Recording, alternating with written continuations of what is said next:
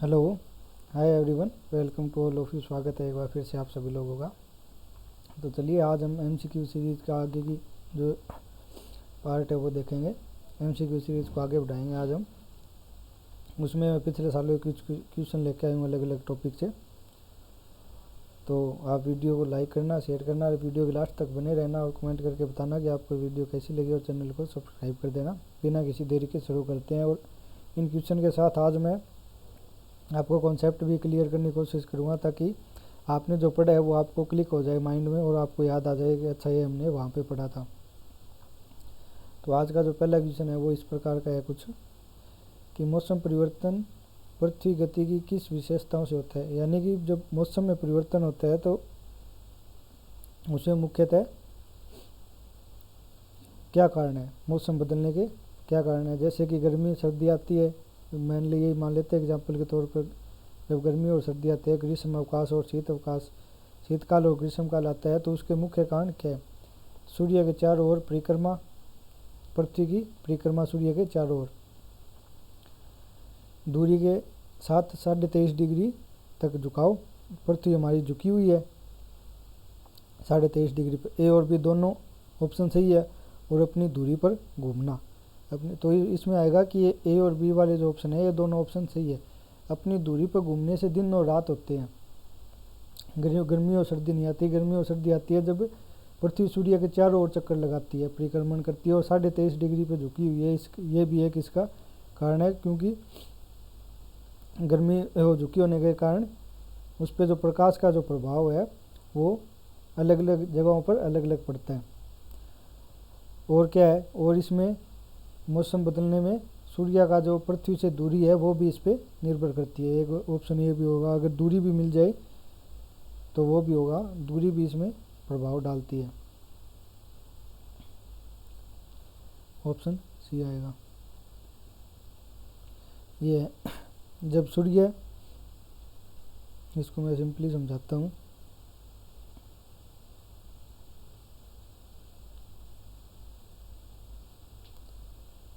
ये मान लेते हैं सूरज, सूर्य,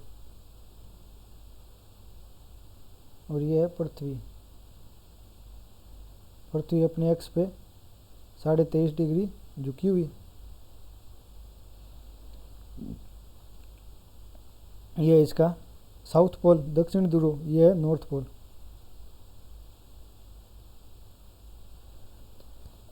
तो जब सूर्य साउथ पोल पे सूर्य का प्रकाश पड़ता है तब क्या होता है कि उत्तर भारत में, या हम बोल सकते हैं कि उत्तरी जो गोलार्ध है, उत्तरी जो पृथ्वी है, उस पर ठंड होती है, सर्दी होती है। ये होता है दिसंबर के महीने में, 22 दिसंबर के आसपास की ये स्थिति है। इसमें क्या होता है, जब मकर रेखा की ओर सूर्य होता है तब दक्षिणी ध्रुव पे 6 महीने के दिन होते हैं और उत्तरी ध्रुव पे 6 महीने की रात होती है। उसके बाद जब पृथ्वी घूम के यहाँ पर आती है, 23.5 डिग्री झुकी हुई है, तो सूर्य बिल्कुल विषुवत जो रेखा है पृथ्वी की, इसके बिल्कुल सामने आ जाता है। तो ये इसका प्रकाश कर्क रेखा और मकर रेखा तक चलता है। ये लगभग 23 मार्च के आसपास की स्थिति है। उसके बाद जब आगे और टाइम निकलता है, ये अपने एक्स पे 23.5 डिग्री झुकी हुई है। ये उत्तरी पोल, ये साउथ पोल। अब सूर्य कहाँ की किसकी सीध में आएगा, कर्क रेखा की बिल्कुल सीध में आएगा। तो अब क्या होगा, 6 महीने का दिन कहाँ पे होगा, उत्तरी ध्रुव पे, और 6 महीने की रात कहाँ पे होगी, दक्षिणी ध्रुव पे। इस समय भारत में गर्मी होती है या उत्तरी गोलार्ध में गर्मी होगी, ये 21 जून पे आसपास की घटना होती है। यानी 21 जून को सबसे बड़ा दिन होता है भारत में, जब 12 घंटे का दिन और 12 घंटे की रात होगी। उसके बाद आगे समय जाएगा तो बिल्कुल ये विषुवत रेखा के सूरज बिल्कुल बराबर आ जाएगा। ये 23.5 डिग्री झुकी हुई है। ये उत्तरी ध्रुव और ये दक्षिणी ध्रुव, साउथ पोल। अब क्या है, कर्क रेखा और मकर रेखा तक इसका प्रकाश पूर्ण रूप से पहुंचेगा। यह है 21 सितंबर के आसपास की घटना है। तो इस तरह से मौसम में परिवर्तन होता है जैसे जैसे पृथ्वी चारों ओर घूमती है, और उसके साथ साथ 23.5 डिग्री घूमी हुई है, झुकी हुई है पृथ्वी, इसके कारण मौसम में परिवर्तन होता है। ये ऐसे ही कुछ दियो, ये झुकी हुई है 23.5 डिग्री, ये कर्क रेखा पे डायरेक्ट सीधा प्रकाश पड़ेगा, ये विषुवत रेखा और ये मकर रेखा। यहाँ पे क्या होगा, विषुवत रेखा जो है उसके ऊपर सीधा प्रकाश पड़ेगा और इसका प्रकाश सूर्य का कर्क रेखा और मकर रेखा तक जाएगा। तिरछा प्रकाश कर्क रेखा और मकर रेखा तक पड़ेगा। उसके बाद जब उत्तर गोलार्ध में शीत ऋतु होती है तो सूर्य का प्रकाश मकर रेखा में पड़ता है, मकर रेखा में सीधा पड़ेगा और तिरछा होकर उत्तरी कर्क रेखा तक आएगा। तो इसमें मौसम में ऐसे परिवर्तन होते हैं। अगला विषय है चंद्र ग्रहण कब होता है। जब पृथ्वी और चंद्रमा के बीच सूर्य हो, सूर्य और पृथ्वी के बीच चंद्रमा हो, सूर्य और चंद्रमा के बीच पृथ्वी और इनमें से कोई नहीं, तो ऑप्शन सी। जब सूर्य और चंद्रमा के बीच में पृथ्वी आएगी, ये सूर्य है, ये पृथ्वी और ये चंद्रमा, तो जब क्या होगा, इन दोनों के बीच में पृथ्वी आएगी तो जो सूर्य का प्रकाश है वो पृथ्वी से टकरा के दूर चला जाएगा, चंद्रमा तक सूरज का प्रकाश नहीं पहुंच पाएगा, तो क्या होगा, चंद्र ग्रहण। और ये याद रखना कि चंद्र ग्रहण पूर्णिमा को होता है, तो ऑप्शन सी आएगा। ये रहा सूर्य, सूर्य से जो प्रकाश आ रहा है वो पृथ्वी से टकरा के जो चंद्रमा को है वो छायांकित कर देता है, चंद्रमा तक उसका प्रकाश पहुंच नहीं पाता किसी भी तरीके से। और ये कुछ ही क्षण के लिए होता है, जब पृथ्वी थोड़ी बहुत ऊपर या नीचे आगे पीछे हो जाती है चंद्रमा से, जब एक सीध में नहीं रहते तीनों, तो चंद्रमा तक सूरज का प्रकाश पहुंचने लगता है। जब सूर्य व चंद्रमा के बीच पृथ्वी आ जाती है तो चंद्रमा पर गिरने वाला सूर्य की किरणें पृथ्वी को रोक लेती है और कुछ क्षण के लिए चंद्रमा ओझल हो जाता है। ऐसी स्थिति को चंद्र ग्रहण कहते हैं। चंद्र ग्रहण केवल पूर्णिमा को होता है, यह बात भी आप याद रखना। चंद्र ग्रहण कम होगा, पूर्णिमा का, और प्रत्येक पूर्णिमा को नहीं होता है, ये उसी पूर्णिमा को होगा जब सूरज, पृथ्वी और चंद्रमा तीनों एक सीध में होंगे। अगर ये मान लो कि यहाँ पे सूरज है, ये चंद्रमा है, पृथ्वी यहाँ पे और पूर्णिमा है, तो सूरज का प्रकाश तो जाएगा चंद्रमा पे, तो ये चंद्र ग्रहण उस समय नहीं होगा। सूर्य ग्रहण कब होगा, सूर्य ग्रहण होगा जब सूरज और पृथ्वी के बीच में चंद्रमा आ जाएगा। ये सूर्य है, ये चंद्रमा और ये पृथ्वी, तो क्या होगा, प्रकाश नहीं पहुंच पाएगा पृथ्वी तक जब चंद्रमा बीच में आ जाएगा, इस समय क्या होगा, सूर्य ग्रहण। अगला है पश्चिम बंगाल में राष्ट्रीय ताप ऊर्जा कोऑपरेशन एनटीपीसी द्वारा स्थापित सुपर ताप विद्युत उत्पादन केंद्र कहाँ पे है, तो फरक्का में। एनटीपीसी क्या है इसके बारे में थोड़ा सा जान लेते हैं, ऑप्शन डी आएगा इसमें। तो एनटीपीसी जिसका पहले नाम था राष्ट्रीय ताप विद्युत निगम, भारत की सबसे बड़ी विद्युत उत्पादन कंपनी है और ये एक सार्वजनिक कंपनी है, सार्वजनिक क्षेत्रीय कंपनी। सार्वजनिक क्षेत्रीय कंपनी कौन सी होती है, जिसमें सरकार का स्वामित्व 50% से अधिक हो, वो सार्वजनिक क्षेत्र की इकाई या कंपनी मानी जाती है। जिसमें निजी क्षेत्र का 50% से ज़्यादा भागीदारी हो, वो कौन सी कंपनी, वो कैसी कंपनी मानी जाएगी, वो निजी क्षेत्रीय कंपनी मानी जाती है। इसकी स्थापना कब हुई थी, 9 नवंबर 1975 को इसकी स्थापना हुई थी एनटीपीसी की। फरक्का सुपर ताप विद्युत केंद्र की स्थापना 1986 में एनटीपीसी द्वारा की गई पश्चिम बंगाल में, और ये कहाँ पे है, मुर्शिदाबाद जिला है पश्चिम बंगाल में, वहाँ पे फरक्का नाम की जगह, वहाँ पे एनटीपीसी ने 1986 में इसकी स्थापना की थी। यह कोयला आधारित विद्युत उत्पादन केंद्र है जिसकी कुल क्षमता 2100 मेगावाट है। 2100 मेगावाट तक बिजली उत्पादन की इसकी क्षमता है, वो कोयले पर आधारित है, यानी एक पारंपरिक विधि द्वारा इसमें ऊर्जा का निर्माण किया जाता है। अगला क्वेश्चन है राजस्थान में केंद्रीय भेड़ प्रजनन केंद्र कहाँ पे स्थित है, तो अविकानगर टोंक में। ये कहाँ पे है, टोंक में, राजस्थान में एक जिला है टोंक में अविकानगर। केंद्रीय भेड़ एवं ऊन अनुसंधान संस्थान 1962 में भारतीय कृषि अनुसंधान परिषद द्वारा अविकानगर मालपुरा टोंक में स्थापित किया गया। राजस्थान ऊन मिल बीकानेर में स्थित है। केंद्रीय ऊन विकास बोर्ड की स्थापना 1987 में जोधपुर में की गई। भेड़ एवं ऊन प्रशिक्षण संस्थान जयपुर में है। केंद्रीय ऊन विश्लेषण प्रयोगशाला बीकानेर में। तो आप ये याद रखना कि राजस्थान में कौन सी जगह पे जो भेड़ और ऊन से संबंधित कौन कौन सी संस्थाएं कहाँ पर स्थित है। तो केंद्रीय भेड़ एवं ऊन संस्थान 1962 में राष्ट्रीय कृषि अनुसंधान परिषद द्वारा अविकानगर में स्थापित किया गया था। राजस्थान ऊन मिल बीकानेर में है। केंद्रीय ऊन विकास बोर्ड जोधपुर में है। भेड़ एवं ऊन प्रशिक्षण संस्थान जयपुर में है। केंद्रीय ऊन विश्लेषण प्रयोगशाला बीकानेर में। अगला क्वेश्चन है, भारतीय पंचवर्षीय योजनाओं का प्रमुख उद्देश्य क्या था। ये जो क्वेश्चन होते हैं इस तरह के बिल्कुल सिंपल क्वेश्चन है। इसमें एक खास बात होती है कि आपको देखने में चारों के चारों ऑप्शन बिल्कुल सही लगेंगे कि ये चारों ऑप्शन है, लेकिन इसमें आपको बताना है सबसे ज़्यादा सही कौन सा है। चारों सही है लेकिन सबसे ज़्यादा सही कौन सा है, तो इसमें आएगा ऑप्शन बी।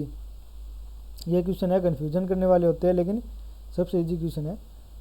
स्वावलंबन एवं विदेशी सहायता पर निर्भरता कम करना। यह क्या, धन एवं आय का समान वितरण, पिछली जातियों का विकास और निजी क्षेत्र की भूमिका बढ़ाना। तो सबसे ज़्यादा कि पंचवर्षीय योजना किस पे ऊपर ध्यान दिया गया था, स्वावलंबन है विदेशी सहायता पर निर्भरता कम करना। पंचवर्षीय योजना क्या है, जब भारत आज़ाद हुआ था उस समय भारत सरकार ने एक आयोग बनाया था जिसका नाम था योजना आयोग। तो इसका कार्य क्या होता था, ये प्रत्येक 5 साल के लिए एक रोड मैप तैयार करती थी। 5 वर्ष के लिए एक योजना को तैयार करती थी जिसमें आने वाले समय में भारत कैसे प्रगति करेगा इसके बारे में चर्चा होती थी। कहाँ से आयात कम करने की कोशिश कैसे करेगा, निर्यात को कैसे बढ़ाएगा, उत्पादन को कैसे बढ़ाएगा, इस तरह की चर्चाएं इसमें हुआ करती थी। प्रत्येक 5 साल की योजना होती थी, इसलिए इसको बोलते हैं पंचवर्षीय योजनाएं। 2 साल की थी वो द्विवर्षीय है, 3 साल की त्रिवर्षीय है, 1 साल की 1 वर्षीय योजना है। योजना आयोग जब मोदी सरकार आई 2014 में, तो उन्होंने योजना आयोग को समाप्त कर उसकी जगह कौन सा आयोग लाया, नीति आयोग। अंतिम जो पंचवर्षीय योजना थी वो आई थी 2012 में, लेकिन 2014 में जब मोदी जी ने नीति आयोग लेके आए तो वो 2014 में जो अंतिम योजना थी वो बीच में ही समाप्त हो गई थी, वो पूरी नहीं हो सकी। तो योजना आयोग द्वारा पंचवर्षीय योजनाओं को लाया जाता था जिसका उद्देश्य था आत्मनिर्भर बनाना, भारत को एक तरीके से हम बोल सकते हैं आत्मनिर्भरता की ओर लेके जाना। Option B. स्वतंत्रता के तुरंत बाद भारत सरकार ने पूर्व सोवियत संघ की पत्ती पर पंचवर्षीय योजनाओं को लागू किया। तो एक कहाँ से ली गई है पंचवर्षीय योजनाएं, रूस से। रूस इस तरह की योजनाएं लेके आता है ताकि उसके देश में या रूस में विकास बेहतर किया जा सके। प्रत्येक 5 साल की योजनाएं लाता है। 5 सालों में हमें उनमें लक्ष्य निर्धारित करते हैं कि हमें क्या कुछ कार्य करना है, किस क्षेत्र में कितना कार्य करना है। एक लक्ष्य रोड मैप बनाएंगे और उसके अनुसार ही पूरे 5 वर्ष के लिए कार्य करेंगे। उसी के अनुसार जब भारत आज़ाद हुआ, भारत के पास कुछ नहीं था, तो भारत ने भी रोड मैप बनाया कि प्रत्येक 5 साल का एक मैप बनाएंगे, रोड मैप बनाएंगे, 5 साल की योजनाएं बनाएंगे, उनके आधार पर कार्य करें और जो लक्ष्य उन पंचवर्षीय योजनाओं में हमने जो लक्षित किए हैं उनको प्राप्त करने की कोशिश करेंगे। तो इन पंचवर्षीय योजनाओं के प्रमुख उद्देश्य क्या थे, राष्ट्रीय आय को बढ़ाना, लोगों के औसत जीवन स्तर को ऊंचा करना, और क्या था, आधारभूत और भारी उद्योगों को गति देना, विभिन्न क्षेत्रों में रोजगार को बढ़ाना, असमानता को दूर करना और आत्मनिर्भरता को प्राप्त करना। तो मेन मकसद क्या था, आत्मनिर्भरता को ही प्राप्त करना था, स्वावलंबी बनना। अगला है, वर्तमान नगरपालिका प्रशासन का कौन सा जो ऑप्शन है, ये 4 ऑप्शन दे रखे हैं, इसमें मौर्य काल से जो जारी है कौन सी चीज़ है, वो मौर्य काल से चली आ रही है प्रशासन में, ये आपको बतानी है, जो आज भी कायम है। तो इसमें होगा आपका जन्म और मृत्यु पंजीकरण। मौर्य शासन में नगर प्रशासन जो था, मौर्य प्रशासन सबसे पहले ऊपर केंद्र था, केंद्र के नीचे प्रांत, प्रांत के नीचे नगर, नगर के नीचे जिला, जिला के नीचे ग्रामीण। इस तरह से मौर्य राजनीतिक प्रशासन बंटा हुआ था। तो इसमें जो नगर जो प्रशासन था, नगर प्रशासन मुख्यतः 30 लोगों के द्वारा चलाया जाता था, 30 सदस्य। 30 सदस्यों में 6 समिति थी और 6 समिति प्रत्येक 5 सदस्य से मिलकर बनी थी। टोटल कितने हो गए, 30 सदस्य हो गए। 30 सदस्यों द्वारा नगर का प्रशासन चलाया जाता था। जो प्रत्येक समिति का अलग अलग कार्य होता है, जैसे कि एक समिति का कार्य व्यापार वाणिज्य देख लेना, किसी का नगर में जो साफ सफाई जैसी व्यवस्था देखना, इस तरह के जो कार्य थे। एक समिति का कार्य था टैक्स वगैरह देखना। इस तरह के कार्य अलग अलग समितियां किया करती थी नगर प्रशासन में। और उसमें जो जन्म मृत्यु का जो पंजीकरण है वो आज भी वैसे ही चल रहा है। नगर पालिका में, नगर परिषद में, नगर निगम में इस तरह की बातें हम देखते हैं। तो मौर्य युग में नगरों का प्रशासन नगर पालिकाओं द्वारा चलाया जाता था, जिसका प्रमुख नागरिक या प्रमुख कहलाता था। आज कौन कहलाता है, महापौर, मेयर या अध्यक्ष। आज कौन होता है, इसका प्रमुख होता है। उस समय क्या कहलाता था, नागरिक। मैक्सथनीज के अनुसार प्रशासन 30 सदस्यों के मंडल करता था, जिसमें 6 समितियों में विभक्त थी और प्रत्येक समिति में 5 सदस्य थे। इसी प्रकार ये जो नगर शासन है, इसी प्रकार की एक सदस्यता 30 सदस्यों की 6 समितियां थी। 6 समिति वो किसका संचालन देखती थी, वो देखती थी सैन्य संचालन। सैन्य संचालन हमने देखा मौर्य राजनीति और प्रशासन में कि उनकी घुड़सवार सेना अलग थी, पैदल सैनिक अलग थे, हाथियों की अलग थी सेना, रथ सैनिक अलग थे, नौसेना अलग थी। तो इनसे संबंधित जितने भी अलग अलग जो कार्य थे वो 6 समितियां देखती थी। उसी प्रकार नगरों से संबंधित जो कार्य थे वो भी 6 समितियां देखती थी, जिसमें प्रत्येक में 5 सदस्य थे। प्रथम समिति का क्या कार्य था, उद्योग शिल्पों का निरीक्षण करना। दूसरी समिति का विदेशियों का देख रेख करना। तीसरी समिति जन्म मरण का लेखा जोखा। ये जो है ये अभी तक चली आ रही है ऑप्शन के हिसाब से। चतुर्थ समिति व्यापार वाणिज्य। पंचम समिति निर्मित वस्तुओं के क्रय विक्रय का निरीक्षण करना। छठी समिति बिक्री कर वसूल करना। यानी कि नगर से संबंधित जो भी कार्य है वो ये 6 समितियाँ ही देखा करती थी, चाहे वो व्यापार वाणिज्य से हो, चाहे कर से संबंधित हो, या फिर एक्सपोर्ट इंपोर्ट से संबंधित हो, किसी प्रकार के जन्म मृत्यु प्रमाण पत्र बनाना हो, किसी भी तरह का कार्य था वो सारे कार्य 6 समितियाँ देखा करती थी, इन्हीं के अधीन हुआ करता था। अगले बुद्ध और मीराबाई में क्या एक चीज़ है वो मुख्य है इनके दर्शन में, दर्शन के हिसाब से जो इनका जो जीवन दर्शन है उनमें क्या मुख्य है। अहिंसा व्रत का पालन, निर्वाण, निर्वाण के लिए तपस्या, संसार में दुख है, सत्य बोलना। तो इसमें आएगा ऑप्शन सी, संसार में दुख है। मीराबाई भी यही बोलती है और महात्मा बुद्ध भी यही बोलते हैं। इन्होंने अष्टांगिक मार्ग भी बताया था महात्मा बुद्ध ने। तो इन दोनों में कॉमन बात यही है कि इन दोनों ने बताया कि संसार में दुख है, संसार दुखपूर्ण है। मीराबाई के बारे में जान लेते हैं थोड़ा। मीराबाई का जन्म 1498 में कुड़की गांव, तत्कालिक नागौर रियासत और वर्तमान पाली जिले में हुआ, राजस्थान में। ये नागौर और पाली का है राजस्थान में, राजस्थान के जिले उस समय का तो था नागौर और आज का पाली जिला है, वहाँ पे हुआ था 1498 में। कुड़की गांव था उसमें। बचपन का नाम था इनका पेमल। इनके पिता का नाम था श्री रतन सिंह राठौड़, जो बाजोली के जागीरदार थे। विवाह किससे हुआ था, मेवाड़ के महाराणा सांगा के पुत्र भोजराज से। महाराणा सांगा के पुत्र थे एक भोजराज, उनसे इनका विवाह हुआ था। लेकिन इनके पति की मृत्यु बहुत जल्दी हो गई थी। उसके बाद इन्होंने साध्वी का रूप धारण के लिए कृष्ण की भक्त हो गई और कृष्ण की भक्ति में ही उनके गीतों में ही लीन हो गई थी, कृष्ण की भक्ति में लीन हो गई थी पूरी तरह से। पति की मृत्यु के बाद भक्ति में तल्लीन हो गई। मीरा की पदावलियाँ प्रसिद्ध है। मीरा ने अनेक गीत भी लिखे थे, वो जिनको पदावलियाँ बोलते हैं, वो प्रसिद्ध है और अनेक जगहों पे उन पदावलियों को गाया भी जाता है। इनकी मृत्यु गुजरात के डाकोर स्थित रणछोड़ मंदिर में हुई थी। रणछोड़ मंदिर किसका मंदिर है, भगवान श्री कृष्ण का मंदिर है। कहाँ पे, गुजरात में। बाद में कहाँ चली गई थी, गुजरात में चली गई थी और वहीं पे रहने लगी, कृष्ण की भक्ति में लीन हो गई और वहीं पे उनकी मृत्यु हो गई थी। जब इनके पति की मृत्यु हुई तो उसके बाद अनेक तरह से मीराबाई को मारने का भी प्रयास किया गया। एक जगह तो ये भी मिलता है कि उनको जहर भी दिया गया था मारने के लिए, लेकिन वो मरी नहीं उस समय, भगवान कृष्ण ने उनको बचा लिया था। ऐसी बातें हमें देखने को मिलती है। बौद्ध धर्म के प्रवर्तक महात्मा बुद्ध का जन्म नेपाल के तराई में हुआ था, लुम्बिनी ग्राम में 563 ईसा पूर्व। इनकी माता का नाम महामाया, पिता का नाम सुधोधन, बचपन का नाम सिद्धार्थ। महात्मा बुद्ध के बचपन का नाम क्या था, सिद्धार्थ।